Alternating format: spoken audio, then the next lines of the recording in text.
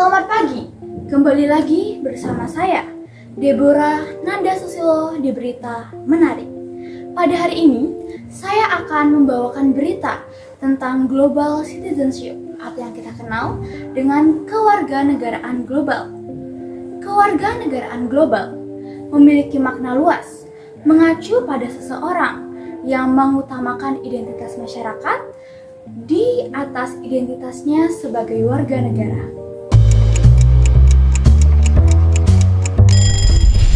Setiap pagi mungkin kita bangun karena dengar suara alarm di HP kita. Sambil melek di pinggir kasur, buka HP dulu, update media sosial, dan sehabis mandi langsung berangkat ke sekolah naik ojek online, dan kalau mau jajan tinggal pesen makan. Semua lewat HP kita. Tapi pernah gak sih kepikiran kalau di zaman dulu semua teknologi ini emang belum ada? Terus gimana sih rasanya hidup di zaman sebelum teknologi yang kita kenal ditemukan? Jadi lebih enak mana hidup di zaman sekarang atau tahun 50-an? Pastinya banyak yang jawab lebih enak zaman sekarang. 70 tahun yang lalu jelas belum ada internet, belum ada YouTube, video ini, dan tentunya belum ada smartphone. Tiap pagi dibangunin sama jam waker. Kalau mau nelpon orang kita harus pakai telepon ribet yang mesti diputar-putar. Kalau mau dengerin musik kita harus pakai alat gede ini buat mainin piring yang gak kalah gede. Berangkat pergi mesti jalan kaki, kalau jauh baru naik delman. Sungguh sangat ribet. Tapi gimanakah sekarang benda-benda ini? Bagaimana bisa semua hal yang ribet ini dimasukin ke HP kita yang kecil? Jadi, ceritanya ada revolusi yang dipimpin sama teknologi digital. Sebelum revolusi ini, penyimpanan data masih berbentuk analog atau bahkan manual.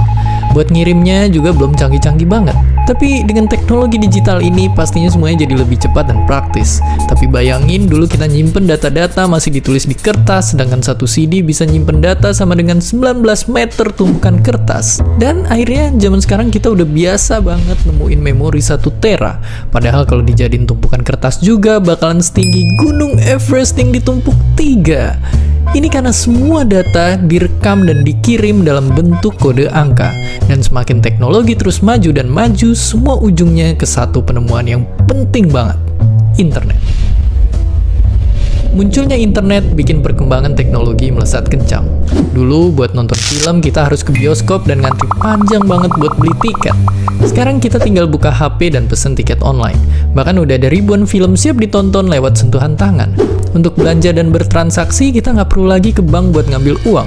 Di zaman dulu pun bank itu pakai sistem barter alias nggak segampang transaksi di hari ini. Sekarang ini ibaratnya bank pun udah masuk ke HP kita. Dan karena smartphone udah bisa ngelakuin apa aja, banyak juga orang yang punya lebih dari satu.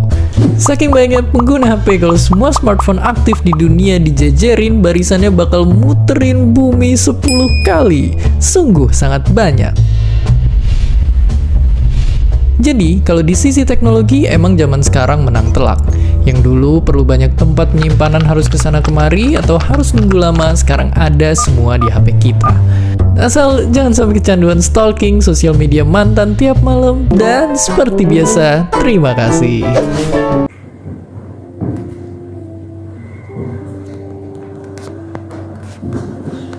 Pada era globalisasi, memang banyak sekali dampak-dampak positif dan juga negatif yang terjadi pada kehidupan masyarakat. Salah satunya ialah pada bidang teknologi, seperti yang kita lihat pada video tadi.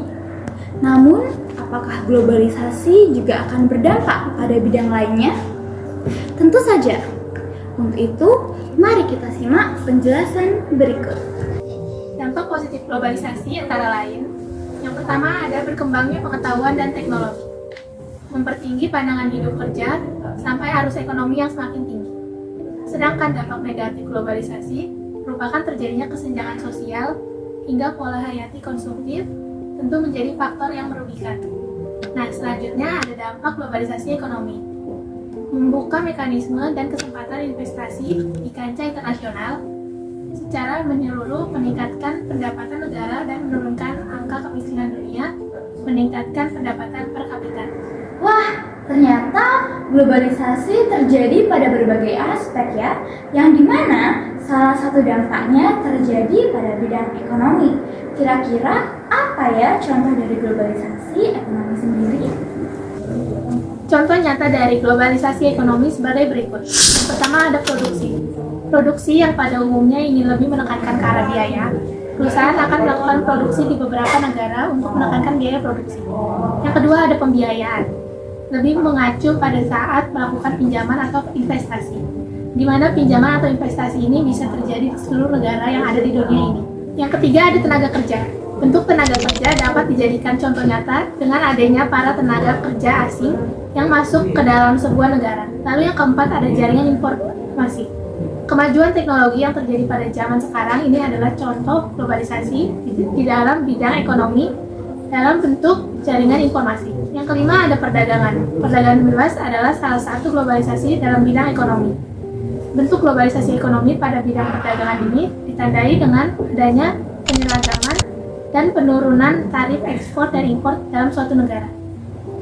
Pada masa globalisasi saat ini, memang perkembangan dunia usaha, baik untuk perusahaan dagang, manufaktur, maupun jasa semakin meningkat. Namun, tidak dengan keuangan di dalam perusahaan-perusahaan tersebut. Dengan adanya globalisasi, akan menimbulkan kondisi keuangan yang tidak stabil. Dengan kondisi keuangan yang tidak stabil, maka suatu perekonomian di dalam perusahaan maupun bisnis membutuhkan sebuah laporan keuangan. Oleh karena itu, di sini kami memiliki contoh laporan keuangan dari PT Pertamina. Nah, untuk PT Pertamina atau Persero dan entitas anaknya atau anak perusahaan, laporan posisi keuangan konsolidasian pada tanggal 31 Desember 2019 dan pada tanggal 31 Desember 2018. Nah, itu dinyatakan dalam ribuan dolar Amerika Serikat, kecuali dinyatakan lain. Yang pertama, aset. Di dalamnya ada aset lancar. Nah, untuk aset lancar sendiri pada tanggal 31 Desember 2019 itu jumlahnya 23.080.826. Nah, untuk 31 Desember 2018 jumlahnya yaitu 23.154.204. Terus selanjutnya aset tidak lancar.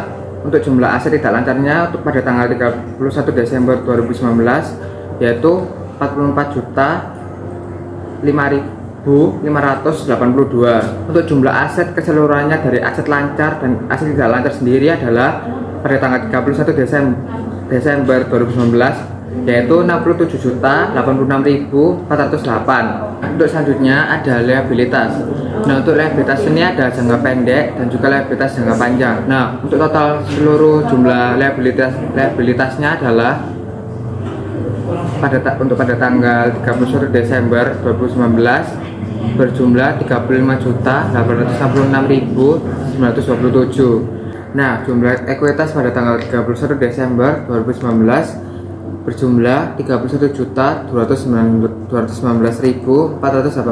Nah, untuk total seluruh liabilitas dan ekuitas yang tadi pada tanggal 31 Desember 2018 berjumlah sekitar 64.718.452. Nah, untuk selanjutnya itu penjualan dan pendapatan usaha lainnya. Nah, untuk jumlah penjualan dan pendapatan usaha lainnya pada tanggal 31 Desember 2019 berjumlah sekitar 64.584.657. Untuk laba brutonya sendiri itu dari total penjualan dan pendapatan usaha dikurangkan dengan beban pokok penjualan dan beban langsung ini. Untuk laba pada tanggal 31 Desember ini itu berjumlah sekitar 8.076.647. Total laba tahun berjalan setelah dampak penyesuaian laba merging entities yang tadi, nah itu berjumlah 2.716.394. Untuk selanjutnya, kita akan lihat laporan keuangan, laporan naik turunnya produksi, dan juga laporan penjualan dalam bentuk tabel, diagram batang, dan juga diagram lingkaran. Ikhtisar keuangan Q1 2019 dalam miliar dolar USD, ICP USD per BBL, K1 2018 bernilai 63, sedangkan Q1 2019 adalah 60 yang mengalami kekurangan sebesar 5%. Nah, nilai tukar Indonesia rupiah dengan US dollar K1 2018 adalah 13.573, sedangkan Q1 2019 adalah 14.139 yang mengalami kenaikan sebesar 4%. Ikhtisar operasional kuartal 1 2019 Pertalite dan Pertasiris persentase K1 2018 adalah 71,77%, sedangkan Q1 2019 adalah 65,37% yang mengalami kekurangan sebesar 9%. Nah, untuk yang selanjutnya adalah total penjualan bahan bakar yang naik 3%. Total penjualan BBM dalam jutaan kilo di K1 2018 adalah sebesar 16,5, sedangkan yang Q1 2019 adalah 16,9 yang mengalami kenaikan sebesar 3%. Untuk yang selanjutnya adalah pergeseran konsumsi bensin dalam total warga negara. Yang K1 2018 adalah Pertalite-nya sebesar 53%, preminya sebesar 28%, Pertamax-nya sebesar 18%, dan Pertamax Turbo adalah 1%. Menjadi yang dalam Q1 2019 adalah Pertalite-nya menjadi 53%, preminya menjadi 35%, Pertamax-nya menjadi 11%, dan Pertamax Turbo-nya menjadi 1%.